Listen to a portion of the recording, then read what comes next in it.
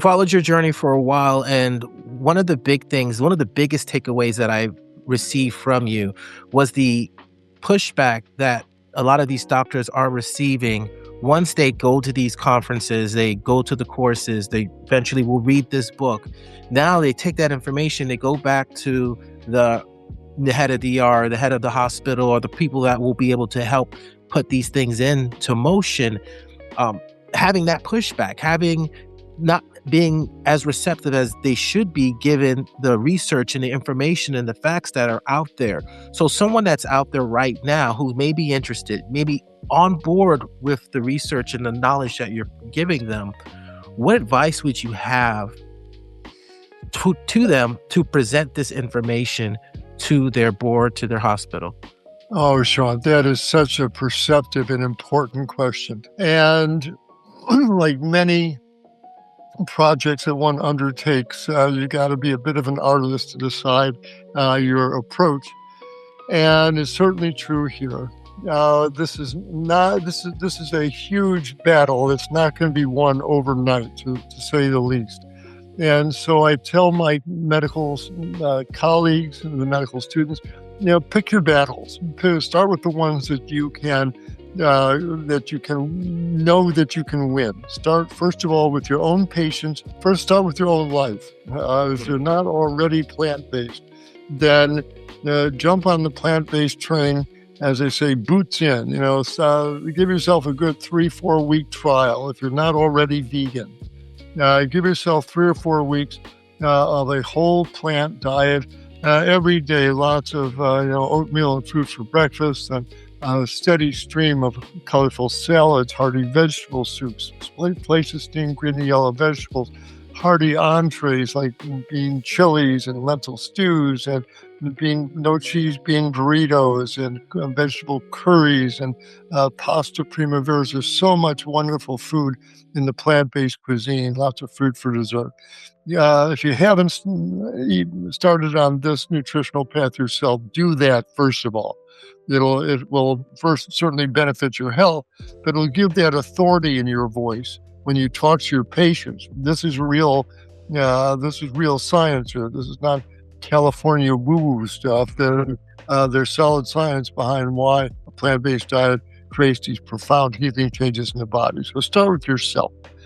If you've already taken that step, if you've been vegan for a while in your diet, then start educating your patients. Make out some handouts, things you really want them to learn, because they're the most important part of your practice here is your patients. And so have at the end of my book, Moving Medicine Forward, we've got resources there that you can print out and get your patients a handout. Lots of books and websites they can check out. And then, the word doctor comes from the same Latin root as doctrine, as teacher, and we're really teachers. So be a teacher.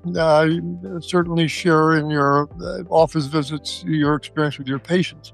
But I've got many colleagues who use the waiting room area in their medical office in the evening as a teaching kitchen. And they'll set up a couple of tables and plug in some blenders and hot plates and show their patients for free how to make salad dressings, how to make smoothies, how to make delicious sauces, etc. And then put the food in their mouth. A taste is worth 1,000 words. You'll change somebody's life when you hear those wonderful words. You give them some tofu lasagna, and they say, "Ooh, I could eat. Oh, if that's plant-based food, I could eat that." You change their lives with that. So start with yourself, then move on to your patients, and that's all you really need to do, and it will grow from there. If once or twice a month you have a teaching afternoon or teaching evening, the word will get around, and your patients will benefit. But then start expanding. Have a look in your hospital. If you're a hospital associated, is there a fast food restaurant in the lobby? You got a McDonald's or a Burger King in the lobby? Probably that doesn't send the greatest message to the public. So you might want to go talk to the administration and ask about the reality, because many hospitals have eschewed, rejected fast food restaurants in the lobby. but that can be a bit of a political battle because the hospital's making money off the fast food restaurant. But go to the go to the dietary department and see what foods are being served in the cafeteria, in the hospital cafeteria. Is there at least one healthy plant-based entree on the cafeteria line every day? If not, why don't you suggest that to the dietitian? And you start get the plant-based idea going in the hospital dietary department. Then look at the menus of the food being sent up to the inpatients that are in the hospital. Are you serving corned beef sandwiches to the patients who just had heart attacks? Are the meals truly health enhancing? In New York City, the 11 hospitals the city runs now, a plant-based entree is the default dinner option that patients get. They get, unless they choose a meat-based option, they get a plant-based option. That's how much progress can be made. So pick your battles. Start with the small steps that you can win, and soon the word will get around. Your colleagues will start supporting you. So you don't have to make a big inflammatory statement in the middle of a grand rounds meeting there. But again, become a good teacher and spread out from there. And you find, because it's easier nowadays, the plant-based idea is not so alien and foreign anymore. And you'll find that this process hopefully will be easier than you think. And staying on the line of the doctors stepping into the profession, especially in the early years, going through school. One thing I heard, and I don't know if it's changed, and I wanted to find out from you, nutrition being a staple in their education. I heard that they don't get, I don't forget what the number was, but there was a small, like 1 hour, or a small amount of time for nutrition to be a part of their learning. Has that changed? Do you want to go a little bit into that? And why is it important that they do have a foundation when it comes to nutrition? That ultimately is the key to the whole issue. It's why I wrote the book. It's why we're doing what we're doing, because the main emotion that I feel these days when I tell people that I'm a physician is embarrassment, because of this jaw-dropping black hole of ignorance that sits in the middle of Western medical practice when it comes to the effect of our patients' diet on these diseases and the bodies that they bring to us to fix. It's stunning. We spent 4 years in medical school learning a lot of science and pharmacology, anatomy, biochemistry. But when it comes to nutrition, that's sissy stuff. It doesn't matter what patients eat. Besides, it's cultural. I'm not going to tell a Hispanic patient or a South Indian patient what they ought to be eating. So nutrition is never even mentioned. And it's the great tragedy of Western medicine, because, of course, that's why the patient's sitting in front of us with a body that's overweight, hypertensive, atherosclerotic, diabetic, and inflamed from what they're running through their bloodstream every 4 hours. It's the food, it's the food, it's the food.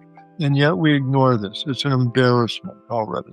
And the plaintive plea that I hear, why doesn't my doctor know anything about nutrition? Again, we're not taught about it in medical school. It's not respected as a science. And ironically, the surgeons say that's sissy stuff. Well, I'm up in the operating room doing real medicine. But what are you doing in that operating room, doctor? You're dealing with the infections and the infarctions and the amputations from what your patients are eating. These are all dealing with nutrition-based diseases that could largely be reversed in the outpatient clinic with a whole food plant-based diet. So we're not taught about nutrition. It's not respected. And there's so many forces of inertia to keep things the way they are. The meat and dairy industry give huge grants to the medical schools, and they have sway when it comes to the courses being taught. The hospitals making lots of money from coronary artery bypasses and stents. they're not really open to a diet and lifestyle that could reduce the number of money-making procedures that they're conducting on a daily basis. So there's lots of reasons that, oh, we don't want to hear about this nutrition stuff. Unproven. And it's a difficult science to come to definitive answers on. Health is such a complex phenomenon. The body is so complex. And then we all know people who've lived to their 90s and beyond, eating meat every day and drinking whiskey, etc. And the body, depending on the genetics, can have tremendous resiliency despite the insults we inflict upon it. And so there's lots of reasons that people can, especially the medical establishment, can find for not opening up that nutrition box. And they're uncomfortable. Often the doctors are eating the same foods themselves. They're overweight. They've got high blood pressure. They don't feel confident in talking to their patients about nutrition. So there's a whole panoply of reasons why nutrition isn't taught, and it becomes self-perpetuating because it's not taught. We don't know anything about it. Then we just don't mention it. It's easier to write a prescription, take these pills, than get to the root of the problem. So it's a massive undertaking to try and change medicine's approach to nutrition. But at this stage, knowing what we know, I think we have no other choice. It's the food, it's the food, it's the food. We are treating nutrition-based toxicities with medications. It doesn't match. That's not what the problem is. And the beauty is when you get people on a whole food, plant-based diet, to see the body transform. The weight comes down, the arteries open up, the blood pressure comes down. It's an anti-inflammatory diet. The joints stop hurting, the lungs stop leaking, the skin clears up. It's the most exciting transformation in medicine. And part of the reason for the book is to bring these exciting changes within the grasp of doctors and patients. So a lot of inertia to overcome, but we have no choice. And every individual doctor and every individual patient can play a role in this transition till it becomes widely accepted. And that's one of the reasons why I wrote the book.